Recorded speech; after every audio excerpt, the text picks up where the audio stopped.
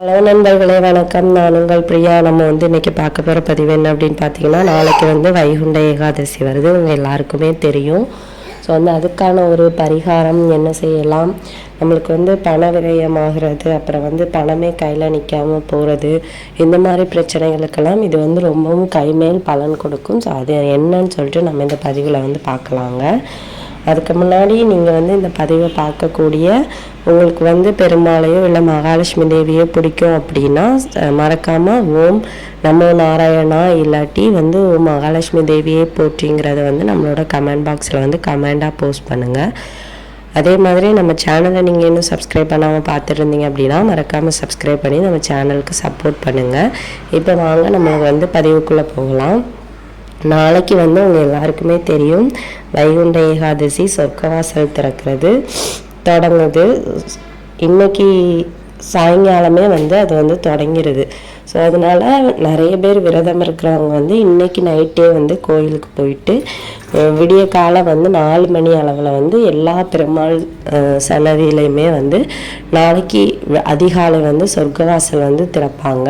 So அதை பார்க்குறதுக்காக நிறைய பேர் கோவிலில் போயிட்டு விரதம் இருந்து இரவு முழுவதும் கண் விழித்து பெருமாளை வணங்கி கொண்டு அப்புறம் மறுநாள் காலையில் அவங்க சொர்க்கவாசல் திறக்கிறத பார்த்துட்டு வருவாங்க. கோடி புண்ணியம் அதனால் கிடைக்கிது அப்படின்னு சொல்லப்படுது. ஸோ அதனால் உங்களுக்கும் இந்த வாய்ப்புகள் கிடைத்தது அப்படின்னா மறக்காமல் நீங்களும் இன்றைக்கி இரவே கோயிலுக்கு போயிடுங்க. நாளைக்கு விடிய காலை வரைக்கும் முழிச்சிருந்துட்டு பெருமாளை தரிசனம் பண்ணிட்டு வாங்க. அதே மாதிரி நாளைக்கு காலையில் ஃபுல்லாக நீங்கள் தூங்கக்கூடாது, பகலில் ஃபுல்லாகவே. இல்லை நாளைக்கு தான் நான் விரதம் இருக்க போகிறேன், கண் விழிக்க போகிறேன் அப்படின்னாலும் தாராளமாக செய்யலாம். சனிக்கிழமை வரைக்கும் நீங்கள் செய்யலாம். ஸோ சனிக்கிழமை ஏகாதசி முடிஞ்சு துவாதசி திதி தொடங்குது. ஸோ அந்த டைம் வரைக்குமே நீங்கள் இந்த இருக்கலாம். அது என்னென்ன நேரங்கள்னு உங்களுக்கு நான் இப்போ தெளிவாக சொல்கிறேன். இப்போ உங்களுக்கு ஏகாதசி எப்போ தொடங்குது அப்படின்னு பார்த்தீங்கன்னா, இன்னைக்கு வியாழக்கிழமை 9/1/2025 12:03 மணிக்கு மதிய வேளையில் இது தொடங்குதுங்க. அதே மாதிரி எப்போ முடியுது அப்படின்னு பார்த்தீங்கன்னா, வெள்ளிக்கிழமை நாளைக்கு 10/1/2025 10:02 மணிக்கு காலையில் முடியுது. அதே மாதிரி அடுத்து துவாதசி எப்போ தொடங்குதுன்னா, அந்த 10/02 நம்மளுக்கு ஏகாதசி முடிஞ்சதுக்கப்புறமா துவாதசி திதி தொடங்குது. ஸோ அந்த துவாதசி எப்போ முடியுது அப்படின்னு பார்த்தீங்கன்னா, சனிக்கிழமை 11/1/2025 அன்னைக்கு 8:13 காலையில் அந்த டைமில் அந்த துவாதசி திதி முடியுது. ஸோ ஏகாதசிக்கு விரதம் இருக்கிறவங்க இன்றைக்கும் இருக்கலாம், நாளைக்கும் இருக்கலாம்.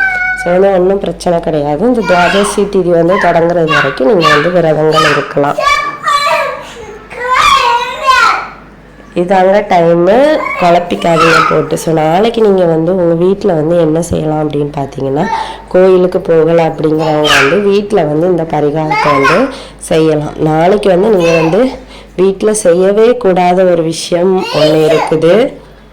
அது என்ன விஷயம் அப்படின்னு பார்த்தீங்கன்னா, நாளைக்கு நீங்கள் எந்த காரணத்தை கொண்டும் துளசி இலைகளை உங்கள் வீட்டில் பறிக்காதீங்க. நாளைக்கு ஏகாதசி அன்னைக்கு நம்ம இந்த துளசி இலைகளை பறித்தோம் அப்படின்னா அது மிகப்பெரிய பாவத்தை நம்மளுக்கு கொண்டு சேர்க்கும். அப்படி உங்களுக்கு துளசி இலை தேவைப்படுது அப்படின்னா இன்றைக்கி நைட்டே நீங்கள் பறித்து வச்சுக்கோங்க. அதே மாதிரி நாளைக்கு நம்மளோட பூஜை அறையில் முக்கியமான பொருளாக இந்த துளசி இலை கண்டிப்பாக இடம்பெறணும். அது உங்கள் எல்லாருக்குமே தெரியும். துளசி தீர்த்தம் விரதம் இருக்கிறவங்களுக்கு உதவும்.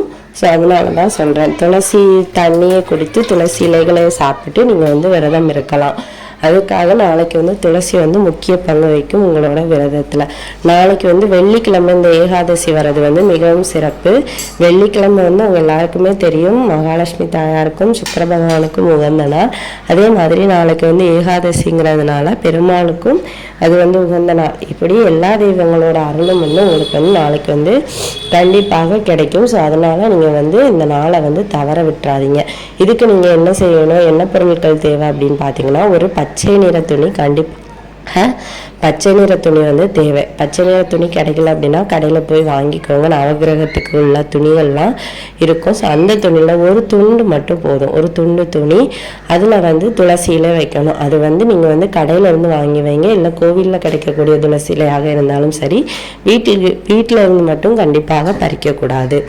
அந்த துளசி இலை, அப்புறம் வந்து கொஞ்சோண்டு பச்சை கற்பூரம், அதுக்கப்புறமா இன்னொரு பொருள் என்ன அப்படின்னு பார்த்தீங்கன்னா சோழியில் வந்து எந்த நிறமாக இருந்தாலும் எந்த வடிவமாக இருந்தாலும் நீங்கள் வந்து வைக்கலாம்.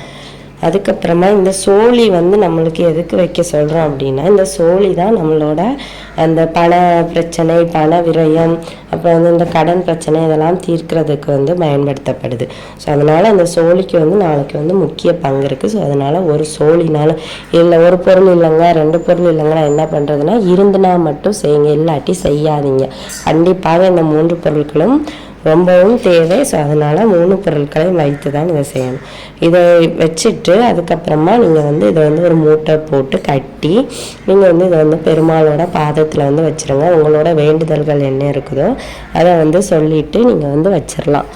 வச்சுட்டு இதை வந்து நீங்கள் என்ன பண்ணணும் அப்படின்னு பார்த்தீங்கன்னா, இதை வந்து மறுநாள் நீங்கள் வந்து எடுத்து உங்களோட பணம் வைக்கிற இடத்துல வந்து நீங்கள் வந்து இதை வந்து வைக்கணும். வச்சுட்டு இந்த மூட்டையை வந்து பிரிக்கலாம் கூடாது, அப்படியே தான் வைக்கணும். வச்சுட்டு இதை வந்து 1 வருஷம் அடுத்த ஏகாதசி எப்போ வருதோ அப்போ நீங்கள் வந்து இந்த மூட்டையை ரிமூவ் பண்ணணும். அப்புறம் இந்த சோழியை எடுத்துக்கொண்டு நீங்கள் வந்து ஓடுற தண்ணீரில் வந்து போட்டுடலாம், இல்லை கால்படாத இடங்கள்ல போடலாம். துளசி இலை வந்து கரைஞ்சி போயிருக்கும், காஞ்சி போயிருக்கும். ஸோ அதையும் வந்து நீங்கள் வந்து கால்படாத இடத்துல வந்து போட்டுடலாம். பச்சை கற்பூரம் வந்து கண்டிப்பாக அது வந்து வேப்பராக இருக்கும், அதாவது காற்றுல வந்து கரைஞ்சிருக்கும். ஸோ அதனால் அது நம்ம ஒன்றுமே செய்ய முடியாது. அதில் ஏதாவது சின்ன துளிகளோ துண்டோ ஏதாச்சும் இருந்துச்சு அப்படின்னா அதை வந்து நீங்கள் வந்து உங்கள் வீட்டோட ஹாலில் வந்து எடுத்து வச்சுக்கோங்க. வச்சுட்டு அது வந்து தன்னாலே கரைஞ்சி போயிடும். ஸோ இந்த மாதிரி நீங்கள் வந்து இதை வந்து செய்யலாம். இதை வந்து தொடர்ந்து ஒவ்வொரு ஏகாதசிக்கும் வருஷம் நீங்கள் வந்து செஞ்சுட்டு வரும்போது நல்ல மாற்றங்கள் வந்து ஏற்படுவதை நீங்கள் வந்து பார்க்க முடியும். ஏன்னா வந்து நீங்கள் வந்து உழைக்கிறதுக்கு உங்களுக்கு கை மேலே பலன் கண்டிப்பாக கிடைக்கும். அந்த பலன் கிடைக்கிறதும் நம்மளுக்கு வந்து வீண் விரயமாக ஆகும்போது கண்டிப்பாக இதை வந்து நம்ம வந்து செஞ்சு பார்க்கலாம், நல்ல பலன்கள் கிடைக்கும். இந்த ஏகாதசி திதியை வந்து மறக்காமல் நீங்கள் வந்து இதுக்காக உபயோகப்படுத்திக்கோங்க. இந்த பதிவு வந்து கண்டிப்பாக உங்களுக்கு வந்து உபயோகமாக இருக்கும்னு நினைக்கிறேன். உபயோகமாக இருந்துச்சு அப்படின்னா லைக் பண்ணி ஷேர் பண்ணுங்கள்.